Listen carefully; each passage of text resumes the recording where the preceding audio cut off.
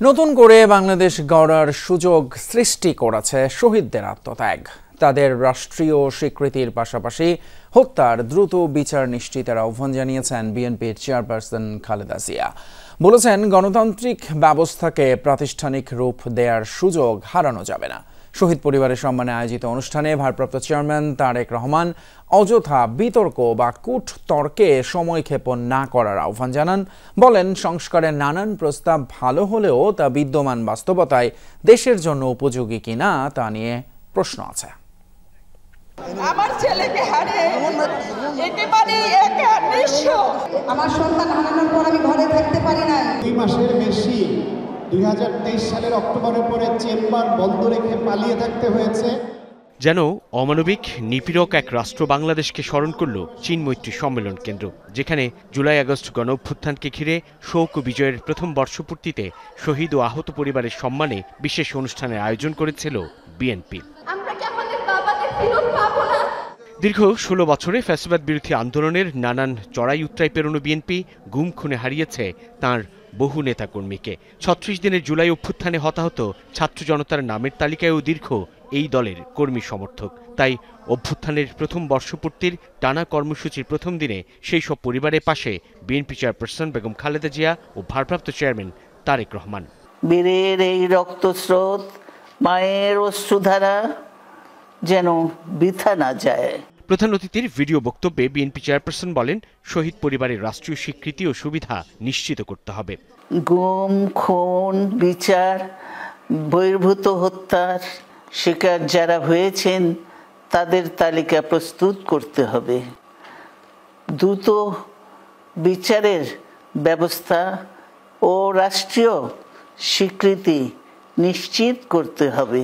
BNP chairperson আহ্বান জানান ঐক্য অটুট রাখার। আমাদের সামনে যে সুযোগ সৃষ্টি হয়েছে নতুন করে গণতান্ত্রিক ব্যবস্থাকে প্রাতিষ্ঠানিক রূপ দেওয়ার, তা আমাদের দ্রুত সম্পন্ন করতে হবে। অনুষ্ঠানে উদ্বোধক বিএনপির ভারপ্রাপ্ত চেয়ারম্যান তারেক রহমান বলেন, 71-এর মুক্তিযোদ্ধাদের মতো 24-এর স্বাধীনতার সার্বভৌমত্ব রক্ষার বীর যোদ্ধাদেরও বাংলাদেশ ভুলবে না। জবাবদিহিমূলক নির্বাচিত গণতান্ত্রিক সরকার প্রতিষ্ঠা করে লাখো শহীদের কাঙ্ক্ষিত একটি ইনসাফ ভিত্তিক গণতান্ত্রিক মানবিক বাংলাদেশ গড়ার মধ্য দিয়েই শহীদদের প্রতি আমাদের ঋণ পরিশোধের এখনই সময়। তারেক রহমানের মতে, সংস্কার নিয়ে অন্তর্বর্তী সরকারকে ব্যস্ত রাখলে জনগণের রাজনৈতিক ও অর্থনৈতিক অধিকার বঞ্চিত হবার শঙ্কা রয়েছে। সংখ্যানুপাতিক নির্বাচনী ব্যবস্থা দেশে ঐক্যের পরিবর্তে বিভক্তিমূলক সমাজ এবং অস্থিতিশীল সরকার সৃষ্টির কারণ হয়ে উঠতে পারে কি না, এই বিষয়গুলো গুরুত্ব সহকারে আরও একবার ভেবে দেখার জন্য আমি সকল রাজনৈতিক নেতৃবৃন্দকে বিনীত আহ্বান এবং অনুরোধ করব। নিত্য নতুন ইস্যু যদি আমরা সামনে নিয়ে আসতে থাকি, এর সুযোগে ষড়যন্ত্রকারীরা আবারও মাথা চাড়া দেওয়ার সুযোগ পাবে।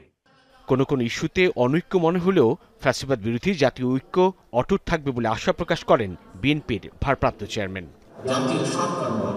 নিরপেক্ষ সরকারের অধীনে নির্বাচনের দাবিতে বিএনপির ধারাবাহিক আন্দোলন কিংবা সংসদ বিলুপ্ত আর সরকার পদত্যাগের এক দফার আন্দোলন, সেসবই গণ অভ্যুত্থানের ক্ষেত্র তৈরি করেছে বলে মনে করছে বিএনপি।